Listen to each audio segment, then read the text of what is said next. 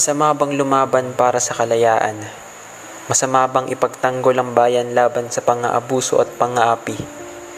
Masama bang magsalita para sa mga takot mga tuwiran? Kasalanan bang ilantad ang mga katiwalian na nangyari sa ating bansa? Krimen bang maituturing ang pagpapakabayani sa sariling bansa?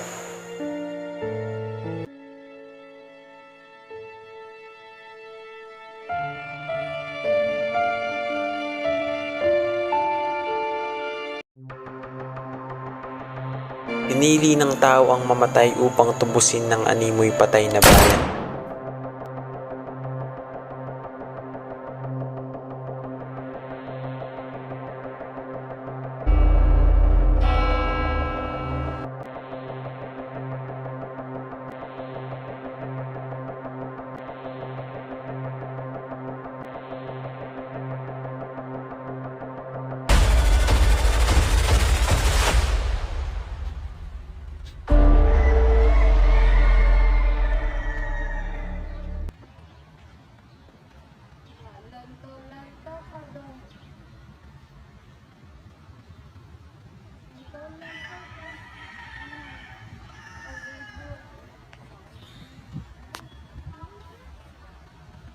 Kapatid, ako ay bumalik dito sa Pilipinas upang bumuo ng grupo na nagngangalang La Liga Pilipina.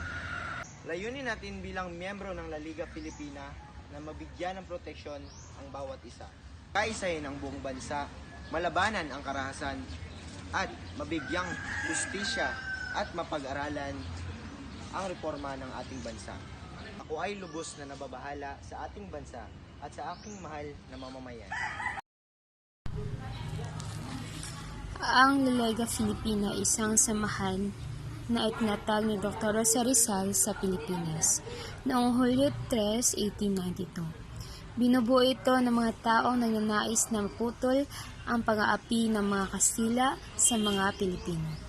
Ito ang nagpasimula ng pagkakaroon ng nationalization ng mga Pilipino.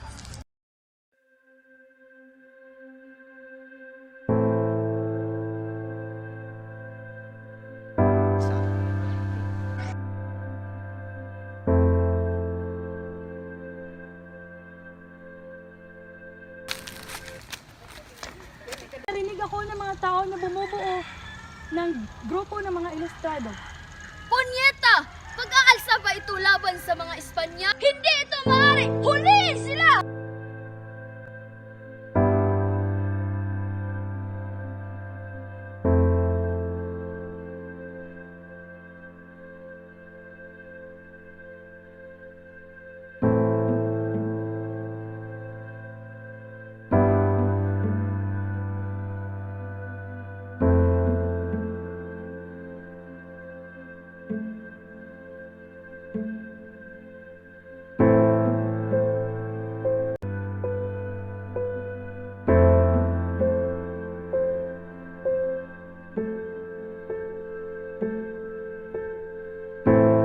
Magsagawa ng revolusyon. Maghingi tayo ng payo kay Rizal kung ano ang dapat nating gawin.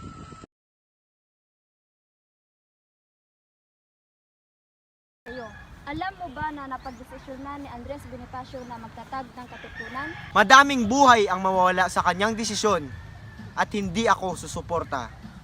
Balak namin na ikaw ay ipuslit palabas dito sa dapitan upang mabigyan ka ng kalayaan. Ako ay nagkasala at ako ay isang tao na may isang salita. Hindi ko sisirain ang aking pangako sa mga Kastila. Hindi ako papayag. Sigurado ka na ba sa iyong desisyon, Doktor?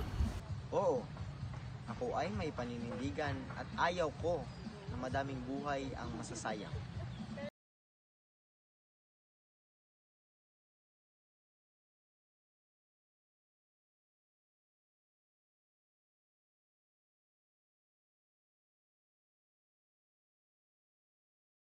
Father, maaari ko bang hingin ang iyong basbas dahil gusto kong kasal kami ni Josephine Bracken sa lalong madaling panahon. Ikakasal ko kayo, ngunit sa isang kondisyon. Babawiin mo muna lahat ng mga sinabi mo laban sa simbahang Katoliko.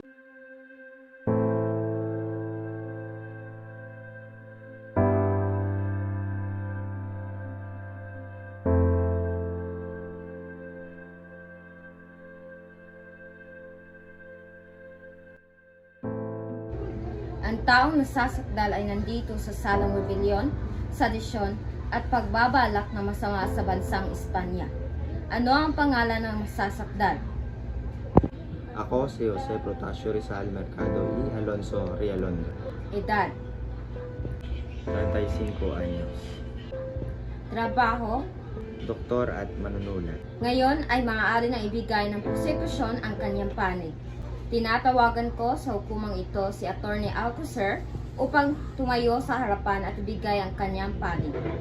Gracias, nararapat lang kay Rizal ang ikulong at patayin. Dahil sinuway niya ang batas ng mga Kastila, patayin siya. Gracias, Attorney Alcocer. Ngayon naman ay ating pakinggan ng depensa. Aking tinatawagan sa hukumang ito si Teniente Teverde Andrade upang depensahan ang kanyang panig. Gracias. Hindi nasusukat ang kadakilaan ng isang tao sa yaman o sa dami na nakilala niyang tao. Ito ay nasusukat sa katatagan ng loob at katapangan na ngayon nasa kapakanan ni Dr. Rizal. Bago niyo siya husgahan, tingnan niyo muna ang inyong mga sarili. Ang nais lamang niya na maging pantay ang trato ng mga Kastila sa mga Pilipino. Hindi kayo dapat magpadalos-dalos sa pagbigay ng parusa na hindi nararapat sa nasasakdal. Ngayon naman ay pakinggan natin ang panig ng nasasakdal sa hukumang ito. Hindi na ito dapat hatulan pa. Dapat hatulan si Rizal sa salang nagawa niya. Tama, sangayon ako dyan. Ako din! Nagkakaroon ng isang masusing deliberasyon kung ano ang hakbang ating mahuhukom ukol sa kaso ni Dr. Jose Rizal. Maaari nang ibalik ang masasakdal sa kanyang selda. Ipapaalam ng hukom kung ano ang magiging resulta ng deliberasyon.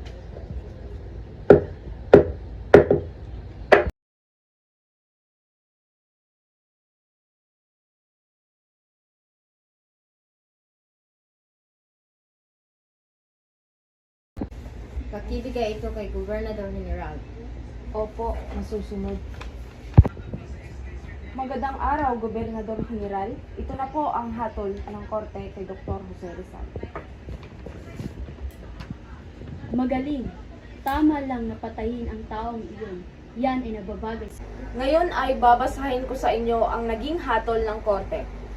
Ang nasasakdal, si Dr. Jose Rizal, ay hinahatulan ng kamatayan. Ito ay pinirmahan ni Gobernador General.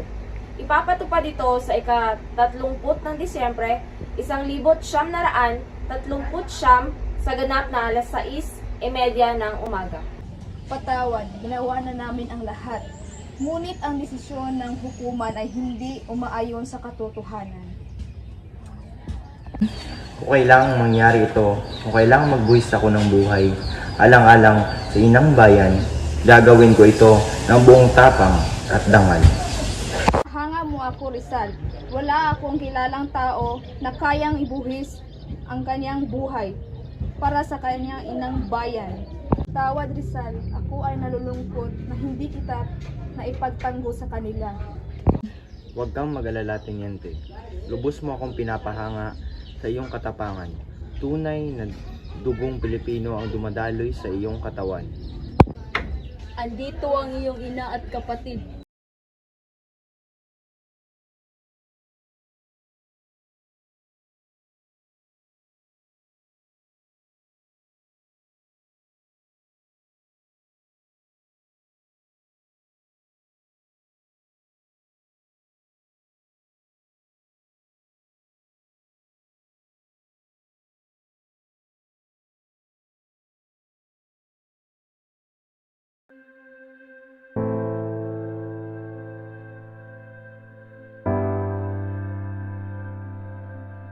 Consumato mes! Anak ko, Ina, bakit kayo nandito? anong gagawin nila sa'yo? Huwag kang mag-alala, Ina. Para ito sa ating bansa. Sana mapatawad mo ako sa aking mga kasalanan. Tama na yan! Tama na yan! Bawal magtagal dito! Trinidad, kapatid, meron akong ibibigay sa iyo. Buksan mo ito pagkatapos ng aking kamatayan. There's something... Makakaasa ka, kapatid. Tama na yan! Umalis na kayo dito!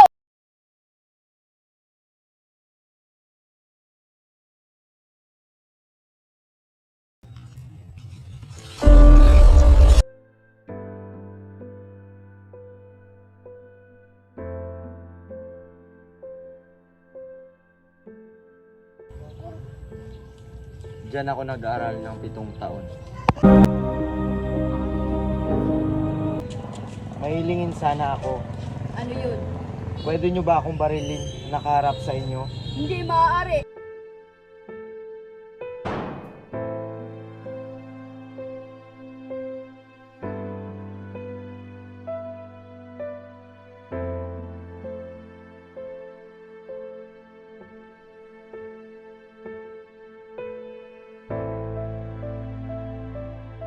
Audio preview.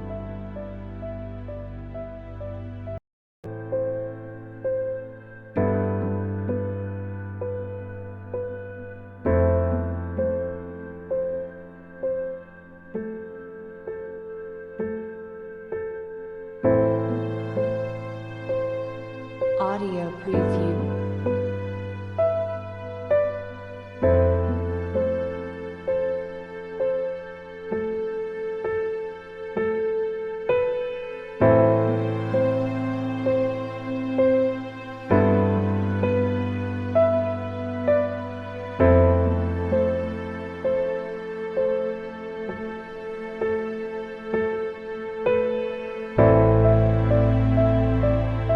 Audio preview.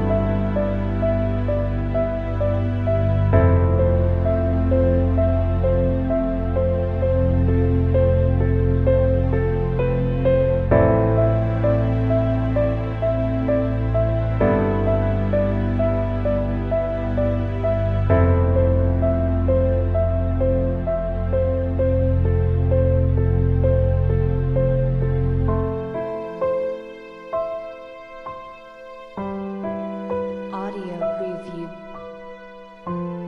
One after his return to the Philippines in 1892 and the other before his execution in 1896. During his trial in 1892, Rizal was found out guilty of sedition and conspiracy against the Spanish government and was sentenced to exile the Pitan.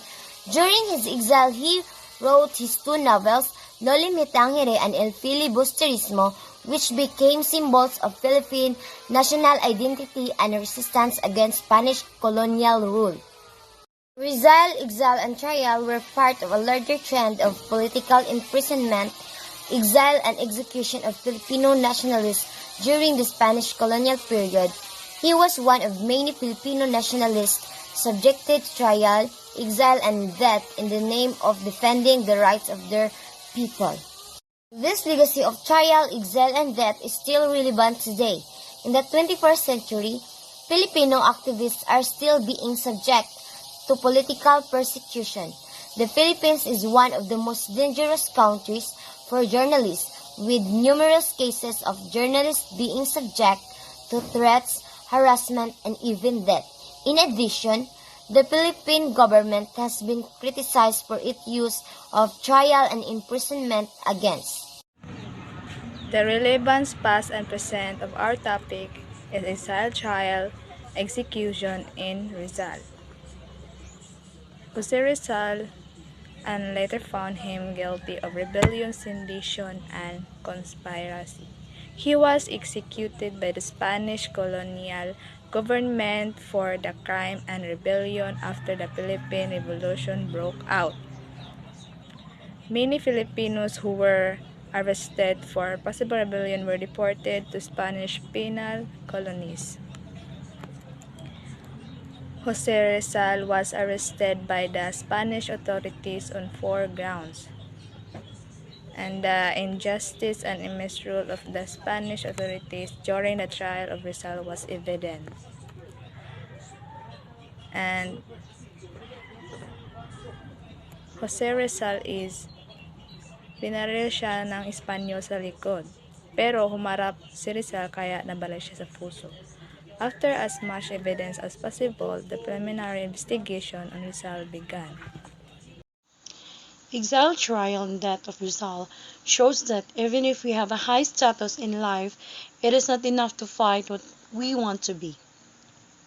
Even if we know the truth, there's still people who have courage to pull us down. Rizal gave us a reason to fight what is right. Rizal made us realize that even if we experience misery, there are people still want to accept us. It may be love or building a friendship to someone We all know that Rizal became a physician, teacher, and agriculturist in the P-time. Lastly, exile, trial, and death of Rizal made me realize that no matter what happened, helping people is one of the best things to do even without something in return. For my insights, the past and the present and the future of Rizal's exile, trial, and execution. The past is different compared to today because in the past, we Filipinos starting losing confidence in their passing heritage, became the fall of the present lifestyle, and eventually lost hope in the future and the preservation of the race. The Spanish colonizers, one of the most powerful forces that influenced a culture of silence among the natives, were the Spanish Ferrars. Because of the use of force, the Filipinos learned to submit themselves to the will of the foreigners. Because of Rizal's pen and paper to fight the independence of our nation, until now, Filipinos still remember and share till this day. So, si Rizal remains to be the foremost young Filipino citizen, the consummate hero, the paramount model for all Filipinos. Unfortunately, these characteristics are the same reasons why Filipino youth of so many generations have found it difficult, impossible even to emulate deeds by no less than the national hero. To this younger generation is no exemption. In addition to the monumental task of learning and living by the life and works of Rizal, they contend with the older generations. My insights on our filmmaking about the life and death of Rizal, all I can say that he is truly humane because at the end of our drama, he sacrificed himself for the Filipinos, and it and I can feel that he truly loves us. I can feel his concern for us, and that is the true doings of a true hero. Relevance for our topic, Exile, Trial, and Death. Rizal is been loving our country, like he defending our country to the Spaniards. Like in these present days, government adopt the beliefs of the Spaniards. Also, government also hold like you work in a government, you must have a backup people so you can work in that certain area.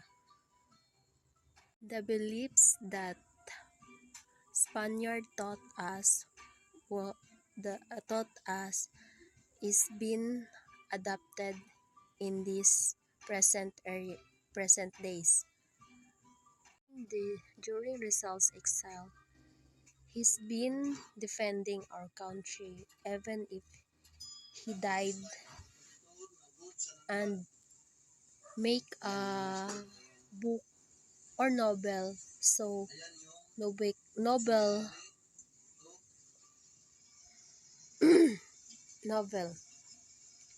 Also, in this present area, which even there's a discrimination in poor poor people.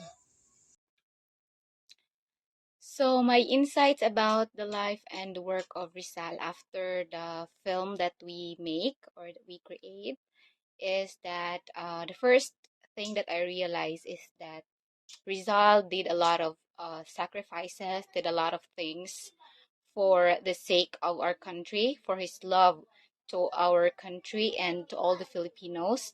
And also, I understand how uh, how he became the national hero of the Philippines. And dun ko nakita na way back, Rizal did a lot of things. Not only for himself or not only for his own sake, but also iniisip din niya ang kapakanan ng mga mamamayang Pilipino.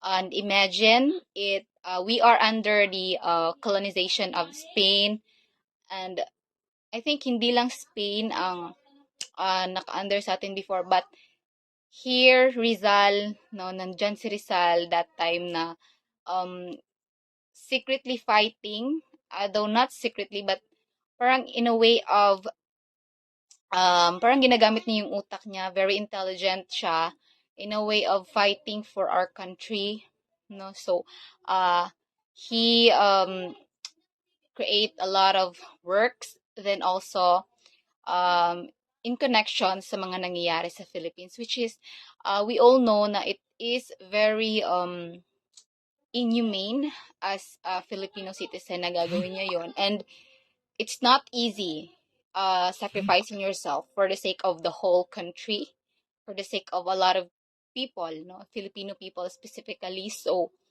yes,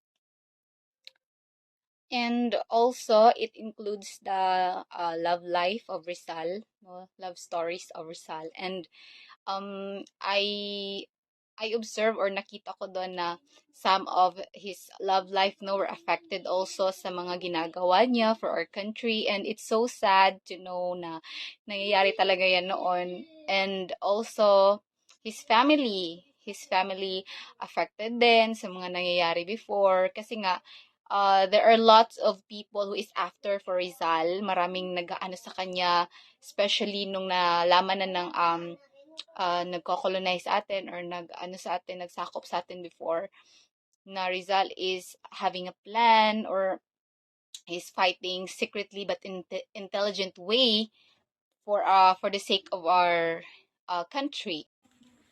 In the film, Rizal's life was related to and connected to what we have discussed. In the Pitan, Rizal leads a balanced life. During his first several weeks in town, Rizal resided at the home of the town's military commandant. He returned to the country to build the La Liga Filipina, enable for us Filipinos to achieve freedom from Ilustrados. He wants our formation so that he created a revolution. This film depicted Rizal's patriotism and nationalism despite the fact that he was unable to enjoy his life to the fullest. I believe that the film's goal was to answer the questions: what was Rizal thinking when his request to leave the Pitan was approved? Is there anything to be thankful for? Or is it something to be frightened of? And I'm curious whether he knows what would happen if he leaves the Pitan after 4 years as an exile there. Rizal sa Dapitan 1997 was a wake-up message for Filipinos, particularly the youth, to be patriots and to show our nationalism not only in our country's worst battles, but also in our daily lives. Para sa akin, ang video na aming ginawa bilang isang grupo ito ay tinuturing bilang isang refleksyon ng buhay ng Pilipinas dati. So, alam naman natin, simula nung tayo pa'y nasa elementarya, namulat tayo na si Rizal talaga ang ating pambansang bayani. So, dun sa video na aming ginawa, makikita natin kung ano yung pagkakaugnay ng history noon. Ang history noon naman talaga, ang pagkakaugnay ng nangyayari noon sa ngayon. So, makikita natin kung ano yung resulta ng pagkamatay ni Rizal. So, ano nga ba yung mga epekto ng pagkamatay ni Rizal? Para sa akin, siguro una yung naging inspirasyon siya ng mga tao at mga kabataan. So, sinabi dun ni Rizal na ang kabataan ng pag-asa ng bayan. Siguro namulat yung mga kabataan na dapat nilang ipaglaban talaga yung bansa natin. Para kasi deserve naman talaga natin na sa atin tong Pilipinas. So, pangalawa yung pagkakaroon ng iisang diwang makabayan. So, dahil doon sa pagkamatay ni Rizal, namulat yung mga tao na magkaisa tayo para sa ating bansa. Pangatlo is pagdideklara ng kalayaan. So, dahil doon, magkaisa tayo para sa ating bansa. Pangatlo is pagdideklara ng kalayaan. So dahil doon sa pagkamatay ni Rizal, although hindi pa naman namatay si Rizal, meron na talagang mga tao, kagaya nila Andres Bonifacio, na gustong magdeklara ng kalayaan. Kasi, siguro nung panahon na yon, namulat sila kung paano tinatrato ng mga Kastila yung mga Pilipino. Parang kinakawawa tayo sa sarili nating bansa, gano'n. So, nagkaroon sila na kailangan natin ng revolusyon para sa ating bansa upang hindi na tayo kailangang maging alipin ng mga Kastila. Siguro yung panghuli yung pagkakaroon ng tiwala sa sarili ng mga Pilipino.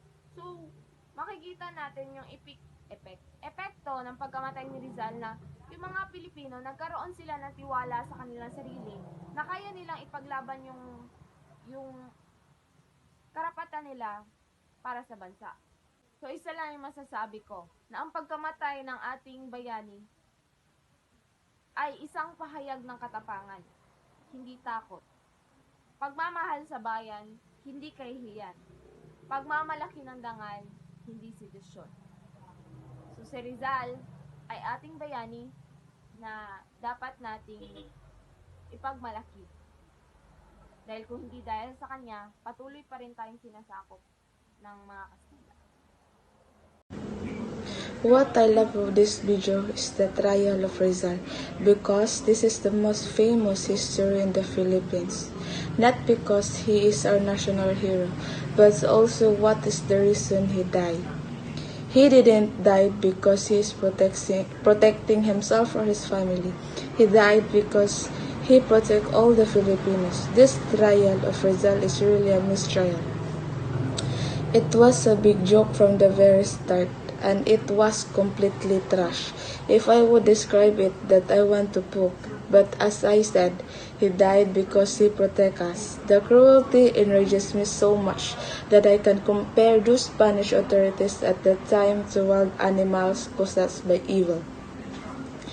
They were way too much, and hate is not enough to describe it in words how I feel about them.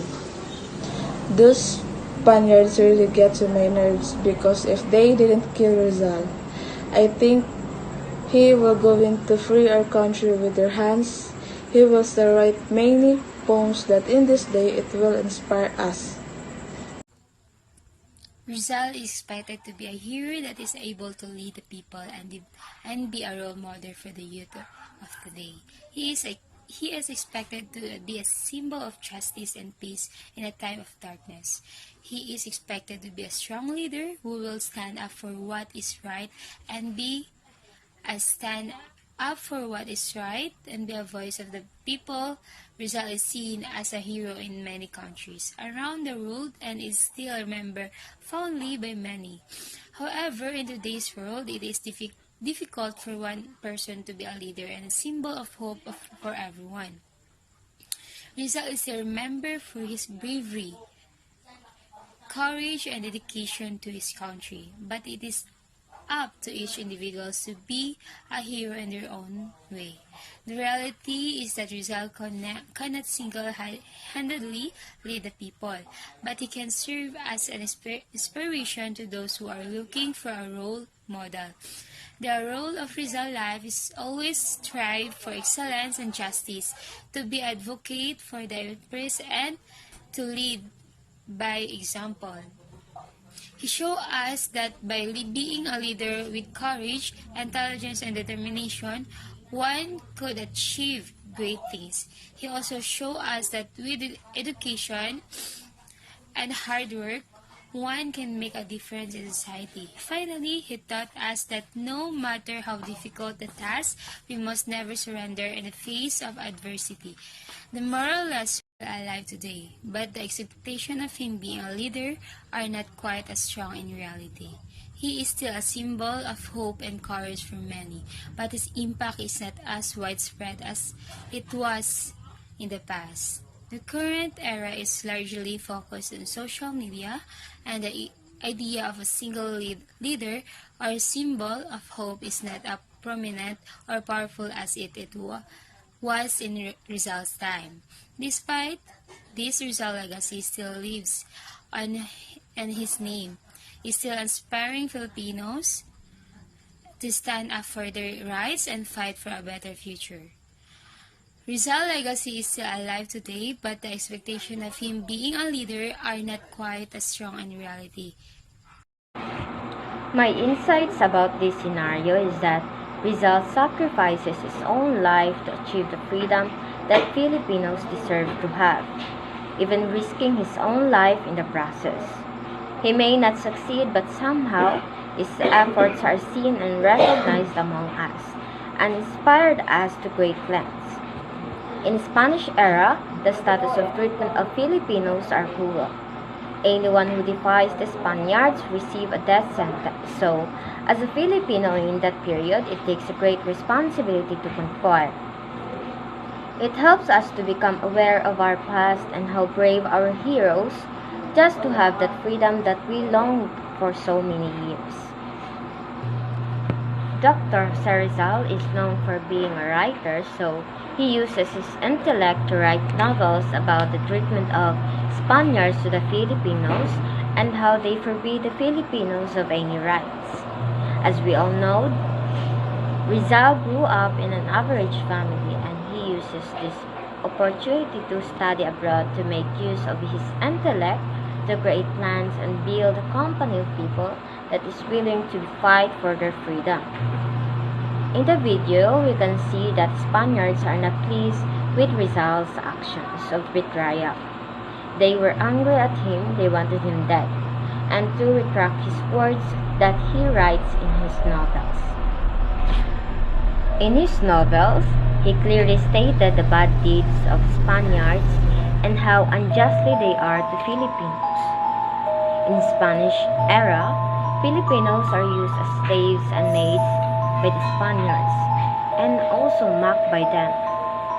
We can see in the video that Rizal's actions of betrayal has put him in grave danger even though he just wanted what's best for his people.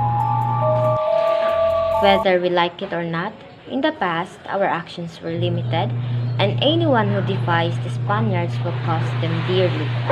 Filipinos are forced to follow and submit to them, so it was very difficult to attain and obtain our rights as a human being and a Filipino citizen.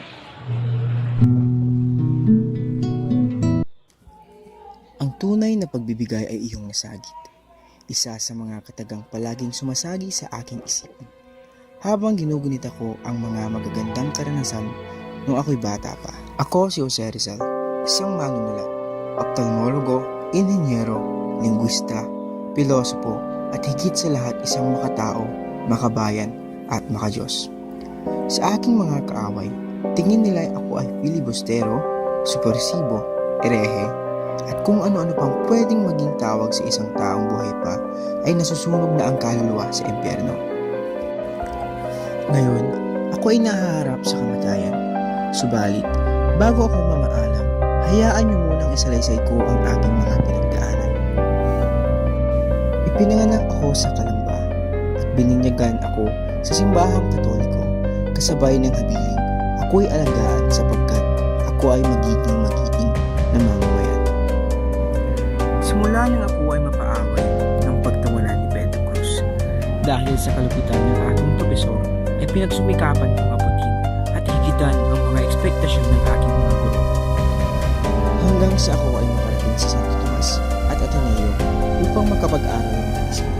Maliban pa yan sa mga parangal na aking natanggap sa iba't ibang patimpalak na aking sinabi. Nang ako ay makapagtapos, napagdesisyonan ni Kuya na ipadala ako sa Europa upang makapag-aral ng medisina. Sa mga sinabi ni Kuya, napagtanto kong magiging mahalaga ang aking pagpunta sa Europa. Marahil, mabibigyan ko ng daan upang magbukas ang matagal na nating pagkaalipin. Ako'y nakaabot sa Europa at ako'y namangha sa aking mga nasapi. Ginusto kong pagbigyan tayong mga Pilipino ng mga Kastila ng pantay na karapatan at kalayaan sa pamamahayag katulad ng mga Kastila. Iniisip kong pagbibigyan nila tayong mga Pilipino kung maipapakita nating mga Pilipino na tayo ay mararangal na tao. Kung tayo ay magkakaisa at kung ang benepisyo sa kanila ay tratuhin tayo ng tama, di baling masayang ang ating mga laway kung ang kapalit naman nito ay mawawakasan ang paghihirap ng ating mga kababayan. Nakumbinsi ko sila at kami ay nagtayo ng organisasyong kumakalaban sa maling gawain ng mga namamahala sa Pilipinas. Ngunit ako ay hindi nagtagal sa kadahilanang ang pulong patnugot ay baang interes sa aking nalikain. Nilimbag ko ang aking mga anak at sa galit ng mga pare, ako ay pinanakit nung ako ay umuwi sa Pilipinas. Pinatapon ako sa kapitan at namuhay ng mag-isa. Hanggang sa dumating si Joseph, siya ang nagbigay sa akin ng lakas at ng bagong pag-asa. Matagal rin akong namuhay noon hanggat sa hikayatin ako ng Tia Valenzuela na sumali sa akin. Ako ay hindi pumayag. Ngunit huli na pala ang lahat. Ang revolusyon ay umiklab na. Sa kadahilanang ginamit ni Bonifacio ang aking pangalan, paraan upang hatulan ng kamatayan. Nagsimula ang kunwaring panilitis sa akin. Ngunit alam kong bago pa man ito ay mayroon ng nakahandang hatol. Tinutulungan ako ni Gobernador General Blanco na siyang tumulong sa paglinis ng aking pangalan. Subalit, ang mga praile ay ginawa ang lahat para lang hindi umusad ang kaso laban sa akin. Sa pagiging sakim ng mga praile, ako ay nilitas ng mabilisan at walang hustisya.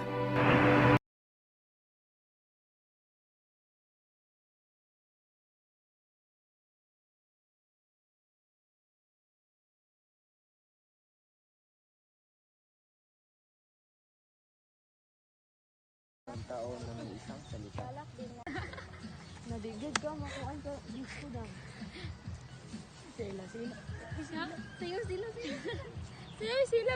1, 2, 3, go. Father, maaari po ba akong hingi ng iyong basbas upang kami ay ikasal ni Josephine Bracken? Sige na, go. Father, pwede ba ay... 1, 2, 3. Focus mo eh. 1, 2, 3, go. Madaming mawawala ang buhay sa kanyang suporta. Ano to? 1, 2, 3, go. Tama na yan! Balik-balik! Go. Hindi na, ayaw na.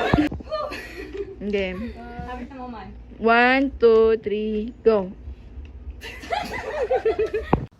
Sa kadahilan ng wala tayong sapat na gamit na pangdigma, bisit kayo eh.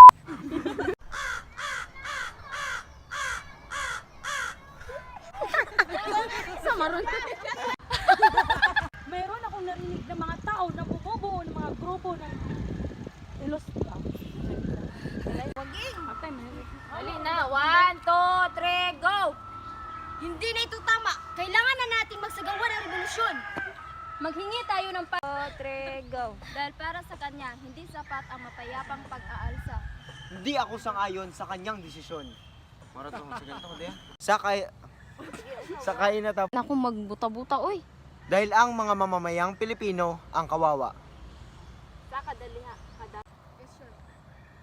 to?